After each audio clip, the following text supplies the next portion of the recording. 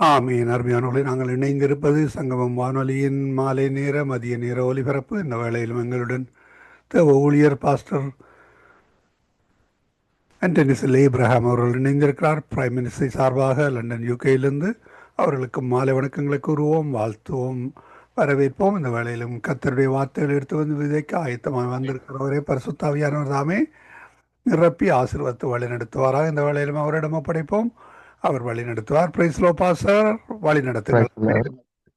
ஆமென் ஆமென். இயேசு கிறிஸ்துவின் இணையற்ற நாமத்தினால் உங்கள் அனைவரையும் வாழ்த்தி வரவேற்கிறேன். கர்த்தர் நல்லவர், நமக்காக யாவற்றையும் மேன்மையாக மகிமையாக செய்து முடித்திருக்கிறார். ஆகவே அவருடைய வெற்றி எங்களை அனுதினமும் வெற்றி சிறக்க பண்ணும். ஆமென்.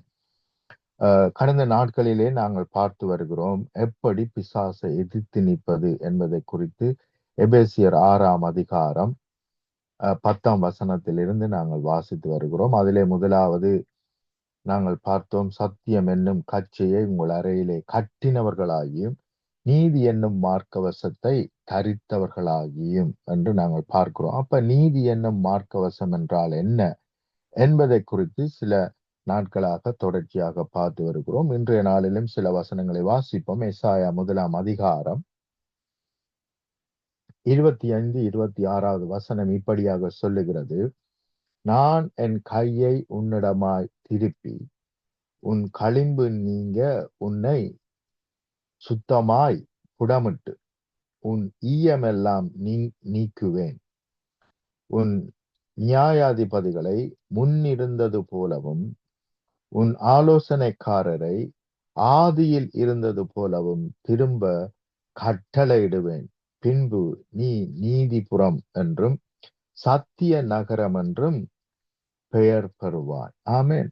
கவனியுங்கள், நாங்கள் தவறான வழிகளிலே போய்கொண்டிருக்கும் பொழுது, தவறான காரியங்களை செய்து கொண்டிருக்கும் பொழுது தேவன் என்ன செய்கிறாராம்? நம்மிடத்திலே வந்து நம்மிடத்தில் இருந்த அழுக்கை நீக்கி நம்மை சுத்திகரித்து நம்மை மறுபடியும்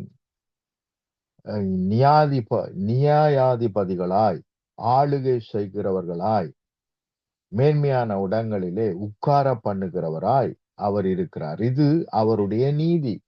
அப்ப தேவனுடைய நீதியை தேடுங்கள் என்றால் இதுதான் தேவனுடைய நீதி. இதைத்தான் நாங்கள் விசுவாசிக்க வேண்டும்.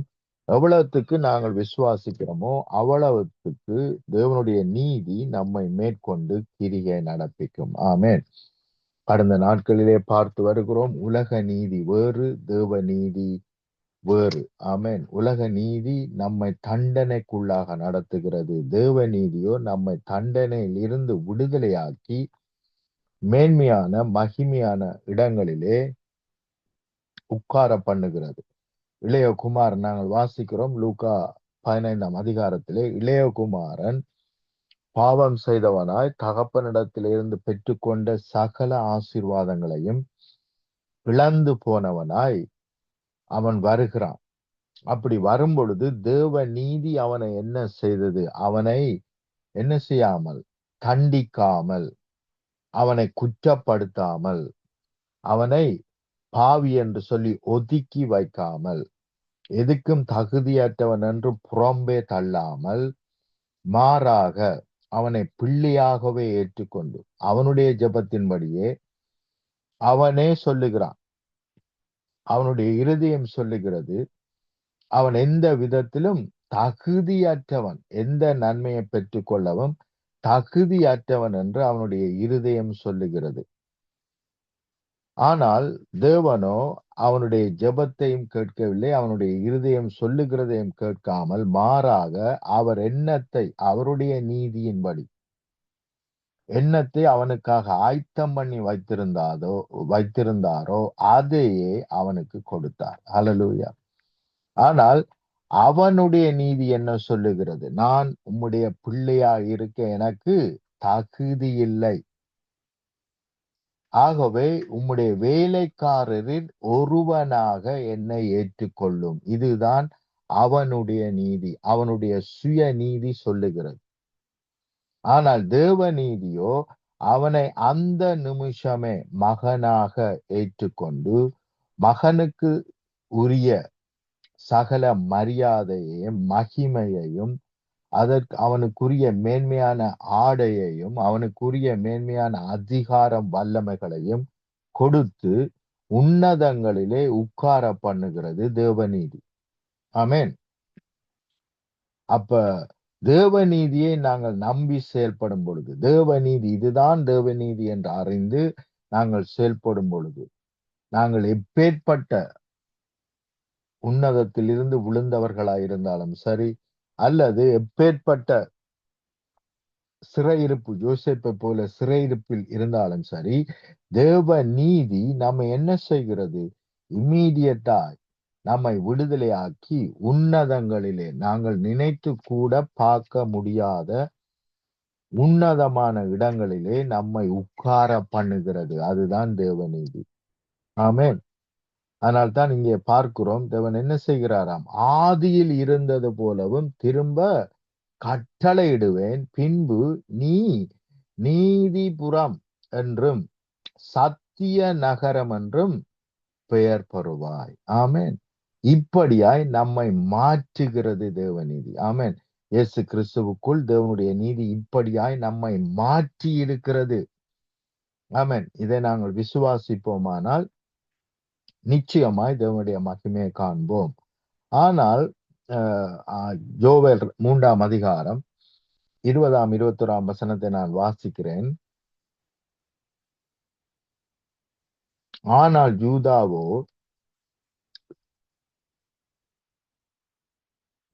சதா காலமாகவும் எருசலேம் தலைமுறை தலைமுறையாகவும் குடியேற்றப்பட்டிருக்கும். அப்ப கவனியுங்கள். ஆனால் யூதாவோ சதா காலமாகவும் எருசலேம் தலைமுறை தலைமுறையாகவும் குடியேற்றப்பட்டிருக்கும். கவனியுங்கள், இந்த வார்த்தை மாறாதது. ஈரானோ அல்லது வேறு எந்த தேசமோ இஸ்ரவேல் ஜனங்களுக்கு விரோதமாக எழும்ப முடியாது. அவர்களினால் எழும்புகிற ஆயுதம் நிச்சயமாய் வாய்க்காமல் போகும். ஆமென். அப்ப கவனிங்கள், ஏனென்றால் தலைமுறை தலைமுறையாகவும் குடியேற்றப்பட்டிருக்கும். எருசலேம் தலைமுறை தலைமுறையாகவும் குடியேற்றப்பட்டிருக்கும். நான் தண்டியாமல், கவனியுங்கள், இதைத்தான் மிக மிக அவசியம். தேவ நீதி என்ன? நான் தண்டியாமல் விட்டிருந்த அவர்களுடைய இரத்த பழியை தண்டியாமல் விட்டேன். நான் தண்டியாமல் விட்டிருந்த அவர்களுடைய இரத்த பழியை தண்டியாமல் விட்டேன். கர்த்தர் சியோனிலே வாசமாயிருக்கிறார். அப்ப இவர் தண்டிக்கிறவராய் அல்ல, மன்னிக்கிறவராய் கடந்து வந்திருக்கிறார். மன்னிக்கிறது மாத்திரமல்ல, நம்மை இலவசமாக உன்னதங்களில் எங்களுடைய கிரிகை இல்லாமல் அவரோடு கூட உட்கார பண்ணுவது தேவநீதி. ஆமென். அவரோடு கூட, பிரியமானவர்களே, இன்னொரு பாவியோடு கூட அல்ல, அல்லது இன்னொரு பரிசுத்தவானோடு கூட அல்ல, நம்மை அவரோடு கூட உட்கார பண்ணுவது அவருடைய தேவ நீதி. ஆமென். எவ்வளவு மேன்மையான ஆண்டவர். ஆமென். இதை நினைக்கும் பொழுது எவ்வளவு சந்தோஷம், எவ்வளவு சமாதானம். எங்களை ஒரு பாவியாக அவர் ட்ரீட் பண்ணவில்லை, தரித்திரராக ட்ரீட் பண்ணவில்லை, புறக்கணிக்கப்பட்டவர்களாக ட்ரீட் பண்ணவில்லை, ஒரு ஏழையாக, ஒதுக்கப்பட்டவர்களாக, அழிவுக்கு ஒப்பு கொடுக்கப்பட்டவர்களாக, அல்லது எந்த தகுதியும் இல்லாதவர்களாக அவர் நம்மை ட்ரீட் பண்ணுகிற தேவன் அல்ல. மாறாக எல்லா விதத்திலும் நம்மை தகுதிப்படுத்தின தேவனாய் இருக்கிறார். இதுதான் தேவநீதி. ஆமென். தொடர்ந்தும் சில வார்த்தைகளை வாசிப்போம். கொலோசியர் 2ஆம் அதிகாரம் 12ஆம் வசனத்தில் இருந்து 15வது வசனம் வரைக்கும் நான் உங்களுக்காக வாசிக்கிறேன். ஞானஸ்தானத்திலே அவரோடு கூட அடக்கம் பண்ணப்பட்டவர்களாயும் அதிலே அவரை மரித்தோரிலிருந்து எழுப்பின தேவனுடைய செயலின் மேலுள்ள விசுவாசத்தினாலே அவரோடு கூட எழுந்தவர்களாயும் இருக்கிறீர்கள். கவனியுங்கள், அவரோடு கூட மரித்தவர்களாயும் அவரோடு கூட உயிர்த்தெழுந்தவர்களாயும் இருக்கிறீர்கள். உங்கள் பாவங்களினாலேயும் உங்கள் மாமிச விருத்த சேதனம் இல்லாமையினாலையும் மரித்தவர்களாயிருந்த உங்களையும் அவரோடு கூட உயிர்ப்பித்தார். கவனிங்க, மரித்து போனோம், பாவத்திலே மரித்து போனோம், எந்த தகுதியும் அற்றவர்களானோம். ஆனால் தேவ கிருபையோ, தேவனுடைய நீதியோ நம்மை உயிர்ப்பித்தது. ஆமென். அவரோடு கூட உயிர்ப்பித்தது. அக்கிரமங்கள் எல்லாவற்றையும் உங்களுக்கு மன்னித்து, அப்ப கவனியுங்கள், அக்கிரமங்கள் எல்லாவற்றையும் உங்களுக்கு மன்னித்து, நமக்கு எதிரிடையாகவும் கட்டளையாகவும் நமக்கு விரோதமாகவும் இருந்த எழுத்தை குலைத்து, இது மிகவும் முக்கியம். நமக்கு இவைகள் எல்லாம் எதிராக வேலை செய்கிறது. இவன் தகுதியற்றவன், இவன் பாவி, இவன் தேவனுடைய பிள்ளை அல்ல, தேவனுக்கு பிரியமாய் நடக்கவில்லை என்கின்ற காரியங்கள் எல்லாம் நமக்கு விரோதமாய் கிரியை செய்கிறது. அக்கிரமங்களை உங்களுக்கு மன்னித்து, நமக்கு எதிராக வேலை செய்து கொண்டிருக்கிற எல்லா காரியமும், பிசாசின் கிரியை, எங்களை குற்றப்படுத்துகிற வார்த்தைகள், இவைகள் எல்லாம் நமக்கு எதிரடையாகவும் கட்டளைகளால் நமக்கு விரோதமாகவும், அதாவது பழைய ஏற்பாட்டு கட்டளைகள் என்ன சொல்லுகிறது? நியாய பிரமாணம் நம்மை குற்றப்படுத்துகிறது, நம்மை பாவி என்று சொல்லுகிறது, நாங்கள் தண்டிக்கப்பட வேண்டும் என்று சொல்லுகிறது, நாங்கள் மரணத்துக்கு ஒப்பு கொடுக்கப்பட வேண்டும் என்று சொல்லுகிறது. அப்படிப்பட்ட நமக்கு விரோதமாய் இருக்கிற அப்பேற்பட்ட எழுத்தை குலைத்து, அதை நடுவில் இராதபடிக்கு எடுத்து சிலுவையின் மேல் ஆணி அடித்து, துரத்தனங்களையும் அதிகாரங்களையும் உரிந்து கொண்டு வெளியரங்கமான கோலமாகி அவைகளின் மேல் சிலுவையிலே வெற்றி சிறந்தார். ஹல்லேலூயா. அப்ப கவனியுங்கள், தேவன் என்ன செய்திருக்கிறார்? நமக்கு மேல் வர வேண்டிய எல்லாவற்றையும் அவர் ஏற்றுக்கொண்டு, நம்மேல் வர வேண்டிய எல்லாம் அவரோடு கூட சிலுவையிலே அடிக்கப்பட்டாயிற்று. நம்முடைய சாபம் சிலுவையிலே அடிக்கப்பட்டாயிற்று. ஆமென். இப்பொழுதோ நாங்கள் அவரோடு கூட எழுப்பப்பட்டு உன்னதங்களிலே அவரோடு கூட உட்கார்ந்திருக்கிறோம். அதுதான் தேவநீதி. ஆமென். கலாத்தியர் 3 அதிகாரம் 13 14 வசனங்களை வாசிக்கிறேன். மரத்திலே தொங்கப்பட்ட எவனும் சபிக்கப்பட்டவன் என்று எழுதியிருக்கிறபடி, கிறிஸ்து நமக்காக சாபமாகி நியாய பிரமாணத்தின் சாபத்துக்கு நம்மை நீக்கலாக்கி மீட்டு கொண்டார். கவனிங்கள், நியாய பிரமாணம், சட்ட திட்டங்களை நாங்கள் சரியாக கடைப்பிடிக்கவில்லை, அதனால் நமக்கு சாபம் வருகிறது. அந்த நியாய பிரமாணத்தின் சாபத்துக்கு நம்மை நீக்கலாக்கி மீட்டு கொள்வார் அல்ல, மீட்டு கொண்டார். ஏற்கனவே நடந்து முடிந்தாயிற்று. ஆபிரகாமுக்கு உண்டான ஆசீர்வாதம் கிறிஸ்து இயேசுவினால் புறஜாதிக்கு வரும்படியாகவும், அப்ப ஆபிரகாமுக்கு கொடுக்கப்பட்டிருந்த சகல ஆசீர்வாதங்களும் கிறிஸ்து இயேசுவினால் புறஜாதிக்கு நமக்கு வரும்படியாகவும், ஆவியை குறித்து சொல்லப்பட்ட வாக்கு தத்தத்தை நாம் விசுவாசத்தினாலே பெரும்படியாகவும் இப்படியாயிற்று. ஆமென். அப்ப அவர் நமக்காக சாபமாகி நம்மை சாபத்திலிருந்து விடுதலையாக்கினது மாத்திரமல்ல, அவருடைய தரித்திரத்தினால் நம்மை ஐஸ்வர்யவான் ஆக்கி இருக்கிறார். இது தேவநீதி. ஆமென். அவர் நம்முடைய தரித்திரங்களை சுமந்து அவருடைய ஐஸ்வர்யத்தை நமக்கு கொடுத்திருக்கிறார். ஆமென். தேவன் நம்மை ஆசீர்வதிக்கும் பொழுது அவருடைய ஐஸ்வர்யத்தின்படி, அவருடைய கிருபையின்படி, அவருடைய இரக்கத்தின்படி தான் ஆசீர்வதித்தாரே ஒழிய நம்முடைய கிரிகையின்படி அல்ல. ஆமென். இதுதான் தேவநீதி. ஆமென். ஆகவே தயவு செய்து வேதத்தை படிக்கும் பொழுது தெளிவாக படியுங்கள். இது யார் செய்தது, யார் செய்து முடித்தது? நாங்கள் சபிக்கப்பட்டவர்களாய் இருக்க வேண்டும், மாறாக நமக்கு பதிலாக இயேசு சாபங்களை ஏற்றுக்கொண்டு நம்மை அந்த சாபத்திலே விடுதலையாக்கினது மாத்திரமல்ல, தேவனிடத்திலிருந்து எல்லா நன்மையும் பெற்றுக்கொள்ளும்படிக்கு நம்மை அவர் தகுதியும் ஆக்கி இருக்கிறார். ஆமென். இன்னும் சில வசனங்களை வாசிப்போம். ரோமர் 4ஆம் அதிகாரம் 19ஆம் வசனத்திலிருந்து 25ஆம் வசனம் வரைக்கும் வாசிக்கிறேன். அவன் விசுவாசத்திலே பலவீனனாய் இருக்கவில்லை. அவன் ஏறக்குறைய 100 வயதுள்ளவனாய் இருக்கும் பொழுது தன் சரீரம் செத்து போனதையும் சாராளுடைய கற்பம் செத்து போனதையும் எண்ணாதிருந்தான். அல்லேலூயா. பிரியமானவர்களை, அவன் எண்ணவில்லை இது நடக்கவே நடக்காது, கிடைக்கவே கிடைக்காது. ஏனென்றால் என்னுடைய சரீரமும் செத்து போய்விட்டது, சாராளுடைய சரீரமும் செத்து போய்விட்டது என்று அவன் நினைக்கவே இல்லை. மாறாக தேவன் எனக்குள் இருக்கிறார், அவர் சொன்ன வாக்குத்தத்தம் நிச்சயமாய் நிறைவேறும் என்று அவன் நம்பினான். தேவனுடைய வார்த்தையை நம்பினான். அவனுடைய சரீரத்தை அல்ல, அவனுடைய சரீரம் சொல்லுகிறதை அல்ல, அவனுடைய வயதை அல்ல, அவனுடைய அவயவங்களை அல்ல, அவனுடைய பலவீனத்தை அல்ல, அவற்றை எண்ணாதிருந்தான், நினைக்காதிருந்தான். ஆனால் இன்றைய நாட்களிலே நாங்கள் எங்களுடைய கிரியை நம்பி செயல்படுகிறோம். வயதாகி போய்விட்டது, ஆகவே எங்களுக்கு வருத்தம் வரும். குளிர்கன்றிலே இருக்கிறோம், ஆகவே எங்களுக்கு வருத்தம் வரும். மழை வருகிறது, ஆகவே எங்களுக்கு காய்ச்சல் வரும். இப்படியெல்லாம் நாங்கள் எண்ணுகிறோம்.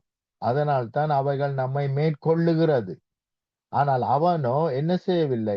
தனக்கு இதில்லை அதில்லை என்றெல்லாம் எண்ணவில்லை. மாறாக எல்லா விதத்திலும் நான் ஆசீர்வதிக்கப்பட்டிருக்கிறேன், சாராளுடைய கற்பம் ஆசீர்வதிக்கப்பட்டிருக்கிறது, பிள்ளைய பிறப்பிக்கத்தக்கதாக என்னுடைய சரீரம் ஆசீர்வதிக்கப்பட்டிருக்கிறது என்று அவன் வாக்கு தத்தத்தை குறித்து விசுவாசம் உள்ளவனாயிருந்தான்.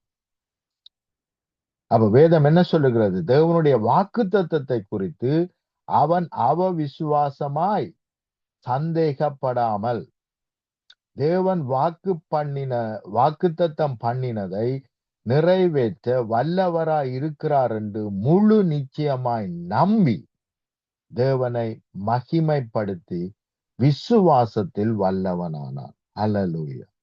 அப்ப இதுதான் நம்முடைய ப்ராப்ளம். நாங்கள் என்ன செய்கிறோம்? அது கிடைக்கல, இது கிடைக்கல, அது நடக்கல, இது நடக்கல, அது பலவீனமா இருக்கு, இது பலவீனமா இருக்குன்னு நினைச்சு கொண்டிருக்கிறோம். ஆனால் அவன் அவைகளை நினைக்காமல் தேவன் என்னை பலப்படுத்துகிறவர், தேவன் எனக்கு சுகமா இருக்கிறார், தேவன் எனக்கு ஜீவனா இருக்கிறார், தேவன் எனக்கு ஆசீர்வாதமா இருக்கிறார், தேவன் என்னுடைய பாதுகாப்பா இருக்கிறார், தேவன் என்னுடைய ஹெல்த்தாக இருக்கிறார் என்று அவன் வாக்கு தத்தத்தை எண்ணி பார்த்தான். தன்னுடைய சரீரத்தை அல்ல, தன்னுடைய சூழ்நிலைகளை அல்ல. அப்ப அதே போல நாமும் செய்வோமானால் நிச்சயமாய் தேவனுடைய மகிமையை காண்போம். அல்லேலூயா. ஆனால் அநேக வேளைகளிலே சூழ்நிலைகளை பார்த்து, மாத்திரமல்ல சூழ்நிலைகளை தேவன்தான் எனக்கு கொடுத்தார் என்று, இது அதை விட மோசமான காரியம்.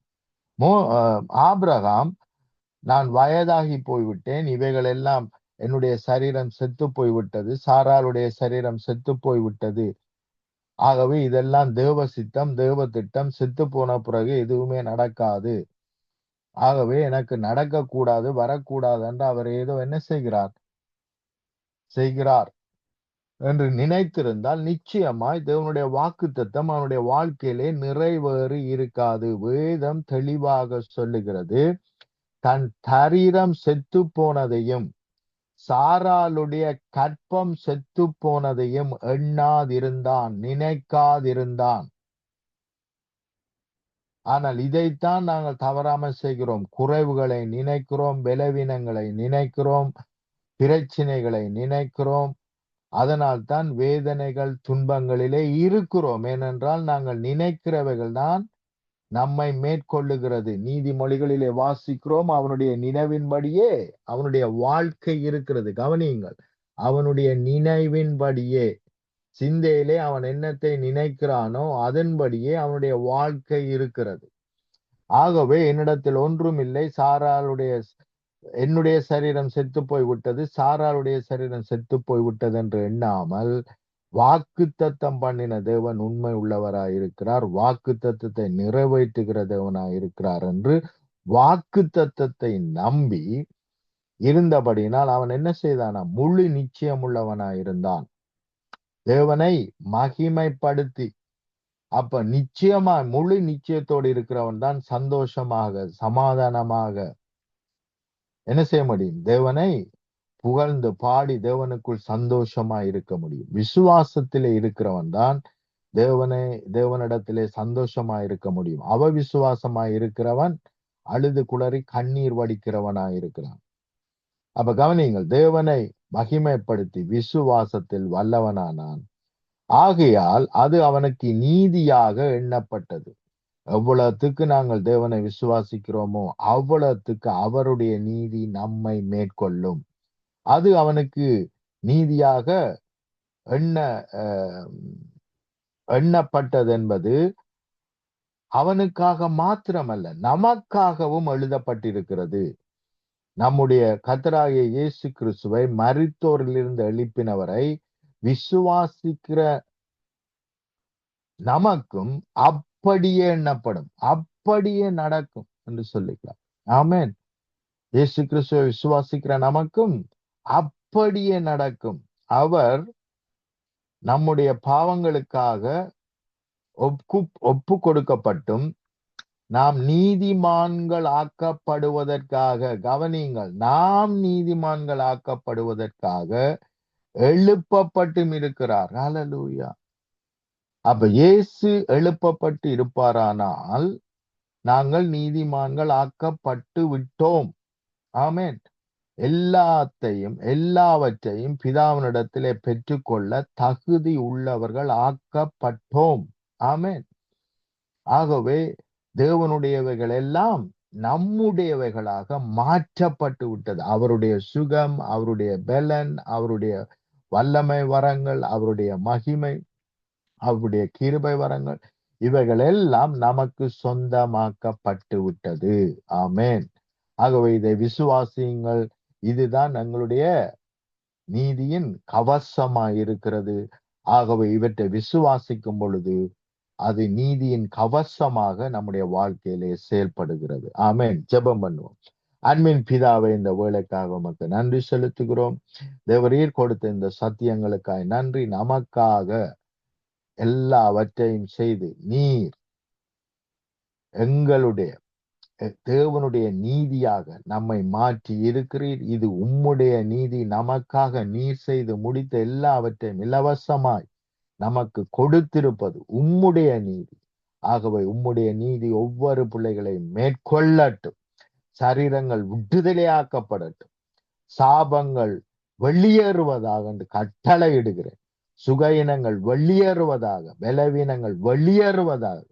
அதுதான் உம்முடைய நீதி. நீர் உம்முடைய சுகத்தை, உம்முடைய ஆசீர்வாதத்தை, உம்முடைய பலத்தை, என் பலன் பூரணமாய் விளங்கும் என்று உம்முடைய பலத்தை, உம்முடைய சமாதானத்தை, உம்முடைய சந்தோஷத்தை, உம்முடைய ஐஸ்வர்யத்தை, உம்முடைய பாதுகாப்பை நமக்கு கொடுத்திருக்கிறீர். உம்முடைய ஞானத்தை நமக்கு கொடுத்திருக்கிறீர். இவைகள் எல்லாம் நம்மை மேற்கொள்ளுவதாக உம்முடைய ஆசீர்வாதத்திலே, உம்முடைய நீதியிலே, உம்முடைய சத்தியத்திலே நம்மை பலுகி பெருக பண்ணுவதாக சர்வ வல்லமை உள்ள இயேசுவின் இணையற்ற நாமத்தினால் ஆமென், ஆமென், ஆமென். ஆமீன் ஆமீன். தொடர்ச்சியாக தேவ நீதியை குறித்தும் சர்வாயுத வர்க்கங்களை குறித்தும் எடுத்து வருகிற தேவ செய்திக்காக நன்றி செலுத்துகிறோம், வாழ்த்துகிறோம். கர்த்தருடைய கரத்திலே ஒப்புவிக்கிறோம். கர்த்தர் தாமே உங்களுடனும் கூட இந்த ஆசீர்வாதத்தை வழி நடத்துவாராக. கொடுக்கப்பட்ட தேவ செய்திக்காக கேட்டுக்கொண்டிருந்த ஒரு சார்பிலும் மறு உழைப்பிലേക്ക് செல்லுகின்ற பொழுதும் யூடியூப் கூட, ஃபேஸ்புக் கூட, ட்விட்டர் கூட பார்க்கின்ற பொழுதும் கர்த்தர் தாமே இந்த வார்த்தைகள் கூட அவருடன் பேசுவாராக, வழி நடத்துவாராக. அதை வழியிலிருந்து அவர்களுடைய பெற்றுக்கொள்ளுகின்ற ஆசீர்வாதங்களை கர்த்தர் எங்களுக்கும் உங்களுக்கும் தருவாராக. அந்த வேளையிலே கர்த்தர் வழி நடத்துவாராக. பலரை ரட்சிப்புக்குள்ளே வழி நடத்த வார்த்தைகள் உதவி செய்யும். அவர்கள் திடமனதாக கர்த்தரை ஏற்றுக்கொள்ள உதவி செய்யும். அந்த வேலையை கர்த்தருக்கு நன்றி செலுத்துகிறோம். கர்த்தருடைய கரத்திலே உங்களையும் ஒரு குடும்பத்தாரையும் ஒப்புவித்துக் கொண்டு நாங்கள் திரும்பவுமாக நாளை நாளிலே கர்த்தரை சித்தமானால் சந்திப்போம். அதுவரை இந்த வசமாத்த கூறுகிறோம், வாழ்த்துகிறோம், ஆசீர்வதிக்கிறோம். கர்த்தருடைய கரத்திலே ஒப்புவிக்கிறோம். ஆமேன், ஆமேன். அருமையானவர்களே, எங்களுடன் தேவ ஊழியர் பாஸ்டர் ஆண்டனி செல்லே இப்ராஹிம் அவர்கள் இணைந்திருக்கிறார். இதுவரை நேரம் தேவ செய்தி கூட வழி நடத்தினார். கர்த்தர் தாமே அவருடனும் கூட இருந்து வழி நடத்துவாராக. அவரையும் அவர் ஊழியத்தையும் கர்த்தர் தாமே ஆசீர்வதித்து உயர்த்தி வழிநடத்துவாராக. ஆமேன். தேவைகள் சந்திக்கப்பட, வாஞ்சைகள் சந்திக்கப்பட கர்த்தர் உதவி செய்வாராக. கர்த்தருடைய கரத்திலே ஒப்புவிப்போம். நன்றிகளையும் வாழ்த்துக்களையும் கூறுகிறோம். ஆமேன்.